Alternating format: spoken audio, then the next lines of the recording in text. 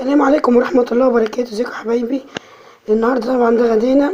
انا كنت وريت لكم فيديو المشتريات ان احنا طبخناه اهو.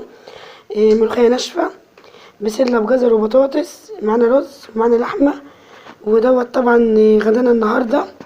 حبيت طبعا ان انا اشارككم بعد ما طبخت. ما تنسونيش في اللايكات والتعليق وتفعيل الجرس عشان كل ما اعمل فيديو يوصلكم مني كل جديد. طبعا اللي مشتركش عندي في القناة يشترك. بحبكم كلكم. ما تنسونيش زي ما قلت لكم في اللايكات والاشتراك وتفعيل الجرس عند كلمة الكل عشان يوصلكم مني كل جديد. والسلام عليكم ورحمة الله وبركاته.